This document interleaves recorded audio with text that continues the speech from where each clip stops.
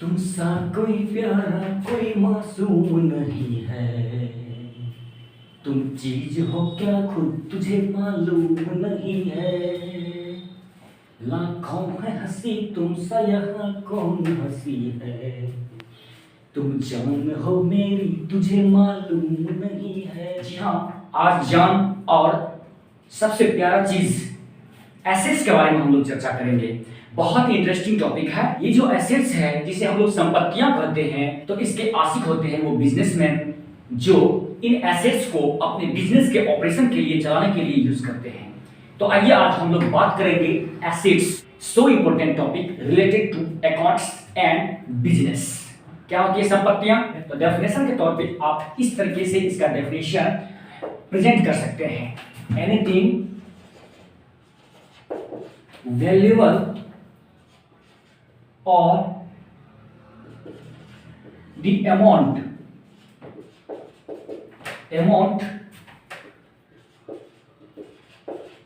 on which the owner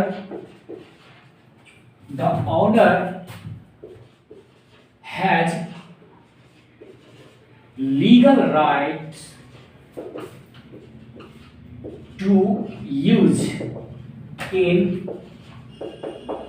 business is called asset। इसे हम लोग एसेट कहेंगे। एनीथिंग वैल्यूएबल, ऐसी कोई भी चीज जिसका वैल्यू है, जिसका कीमत है, और द अमाउंट या कोई भी अमाउंट, राशि, रुपया, कैश और चेक और बैंक बैलेंस, जो ऑन विच द ऑनर मालिक, ऑनर हैज लीगल राइट, जिस पे मालिक का कानूनी अधिकार है उसको बिजनेस में यूज करने का, तो उसे ही हम एसेट या संपत्तियां कहते हैं। इसी संपत्ति को हम जायदाद, दौलत और धन भी कहते हैं। इकोनॉमिक्स के लैंग्वेज में इसे हम वेल्थ कह सकते हैं और नॉर्मल लैंग्वेज में इसे हम मनी भी कह सकते हैं, और ये अकाउंटिंग के लैंग्वेज में एसेट्स कहलाता है। तो आज इस एसेट्स के बारे में हम चर्चा करने जा रहे हैं, जो बहुत इंपॉर्टेंट टॉपिक है। आइए इसका अगर हम हिंदी में डेफिनेशन लें तो हिंदी में कहा जा सकता है ऐसी कोई मूल्यवान वस्तु या कोई अदृश्य गुण जिसको देख नहीं सकते हैं बट महसूस कर सकते हैं, इसका वैल्यू होता है। तो ऐसी कोई मूल्यवान वस्तु या अदृश्य गुण या फिर कोई राशि जिस पे व्यवसाय के मालिक का कानूनी अधिकार हो व्यवसाय में यूज करने का, प्रयोग करने का, तो उसे हम संपत्ति का नाम देंगे, एसेट्स का नाम देंगे। अब चले हम लोग संपत्ति के एसेट्स के टाइप्स पे चलते हैं। नॉर्मली एसेट्स के दो टाइप होते हैं। ये दो टाइप कौन कौन है, चलिए जानते हैं एसेट्स के टाइप। Two types. पहला जो हम लेंगे वो हम करंट एसेट्स के रूप में लेंगे। करंट एसेट्स जिसे हम लोग हिंदी में चालू संपत्तियां कहते हैं, करंट एसेट्स है। दूसरा जो एसेट्स है उसे हम नॉन करंट एसेट्स के रूप में लेंगे। नॉन करंट एसेट्स जिसे हम गैर चालू संपत्तियां भी कहते हैं, गैर चालू संपत्तियां, और इसी को हम लोग इंग्लिश में फिक्स्ड एसेट्स के नाम से भी जानते हैं।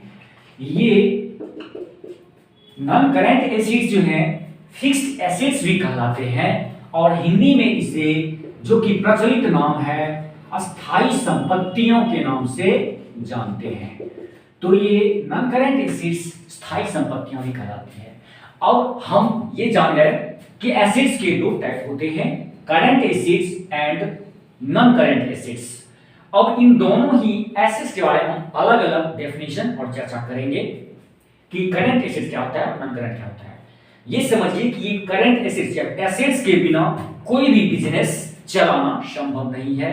एसेट्स ये जान होता है और प्यारी चीज होती है, जो मैंने ऑलरेडी कहा कि तुमसा कोई प्यारा कोई मासूम नहीं है। तुम जान हो मेरी तुझे मालूम नहीं है। तो ये जान तो है, किसकी जान है? तो बिजनेस और बिजनेसमैन की, क्योंकि इनके बिना तो बिजनेस चलाया नहीं जा सकता। आपको पता है कैपिटल के बिना बिजनेस चलाया नहीं जा सकता। लेकिन कैपिटल होता क्या है? कैपिटल आखिर कहीं न कहीं एक एसेट्स ही होता है, जिस एसेट्स को हम जब बिजनेस में डालते हैं और बिजनेस स्टार्ट करते हैं तो वही बन जाता है हमारा कैपिटल, और वो कहीं न कहीं कोई अमाउंट या कोई वैल्यूएबल थिंग था जिसे हमने बिजनेस में डाला और वो एसेट्स होता है। तो आइए बारी बारी से वन बाय वन करके हम एसेट्स का मीनिंग, पहले करंट एसेट्स और फिर नॉन करंट एसेट्स जानेंगे।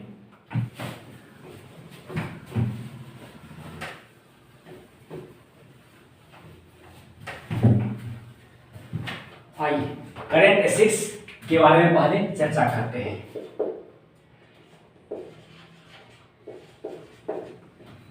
Current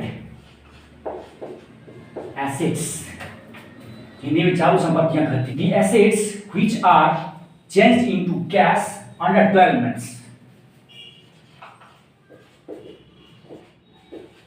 Into cash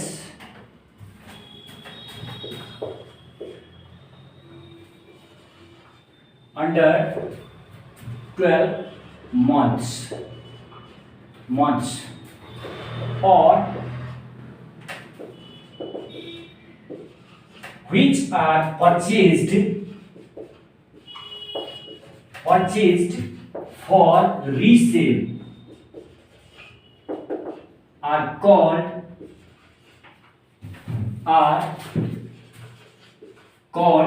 current asset।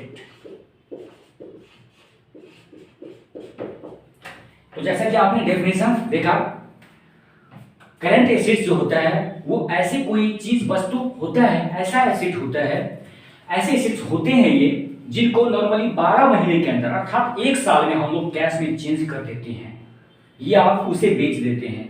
तो ऐसे एसेट को हम लोग करंट एसेट्स के नाम से जानते हैं। एग्जांपल ले लो, कैश, जैसा कि बिल्स रिसीवेबल, डेटर्स, और जैसे स्टॉक, इटीसी। इस तरीके के जो भी एसेट्स होंगे जो नॉर्मली 1 साल के अंदर या तो कैश में चेंज हो जाएगा या बेच दिया जाएगा, या जो ऑलरेडी कैश है या चेक है, तो ये हमारे करंट एसेट्स कहलाते हैं, जिसका नॉर्मली नाम ही है करंट, जो आता जाता रहेगा, जो चालू रहेगा, जो बिजनेस में आने जाने का, जिसका आना जाना लगा रहेगा, तो वो हमारा कहलाएगा करंट एसेट। तो करंट एसेट आप समझ गए। चलते हैं दूसरा टाइप, फिक्स्ड एसेट्स या नॉन करंट एसेट्स जिसका नाम है, इसको हम लोग हिंदी में स्थायी संपत्तियों के नाम से जानते हैं। ऐसे एसेट्स जो बिजनेस के ऑपरेशन के लिए खरीदी गई हो। The assets which are purchased or acquired for the operation of business and not for resale are called fixed assets। तो ये हैं फिक्स्ड एसेट्स या नॉन करंट एसेट्स, जो नॉर्मली लंबे समय तक के लिए बिजनेस में रखे जाते हैं, जिसको यूज करके हम बिजनेस चलाते हैं। ऑपरेशन ऑफ बिजनेस का मतलब हुआ जिससे हम बिजनेस चलाने चाहते हैं, जिसको हम यूज करते हैं, उससे हम प्रोडक्शन करते हैं गुड्स और सर्विस का, तो वो होता है हमारा फिक्स्ड एसेट्स, जो लंबे समय के लिए रहेगा और जिसको हम बेचने का हमारा कोई मकसद नहीं है। इन फिक्स्ड एसेट्स को हम बेचते उसी स्थिति में है जब वो कंडीशन में नहीं रहता है, जब वो यूज में नहीं रहता है। एग्जांपल के रूप में आप ले सकते हो लैंड एंड बिल्डिंग, भूमि और भवन। लैंड जमीन स्थायी संपत्ति है, बिल्डिंग भी स्थायी संपत्ति है, लेकिन लैंड एक ऐसी स्थायी संपत्ति है जिस पर डेप्रिसिएशन नहीं लगता। इसके बारे में हम आगे चर्चा करेंगे।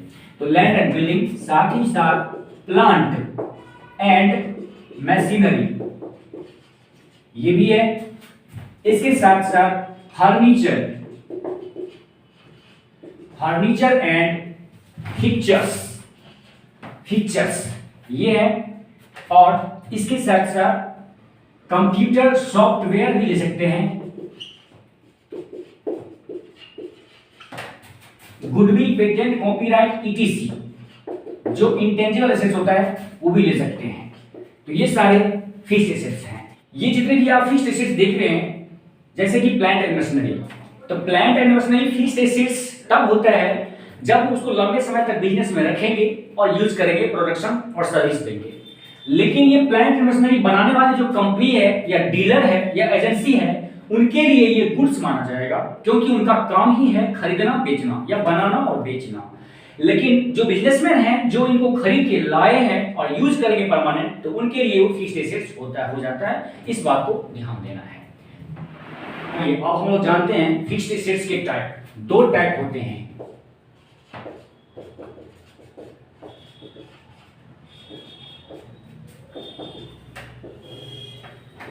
नंबर 1, टेंजिबल फिक्स्ड एसेट्स, और दूसरा इंटेंजिबल्स।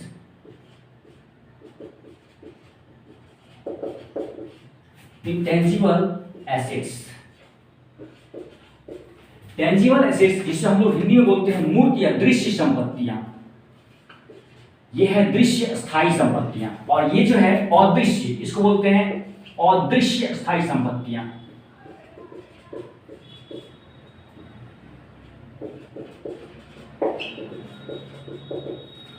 अब ये टेंजिबल दृश्य स्थायी संपत्तियां क्या होती है?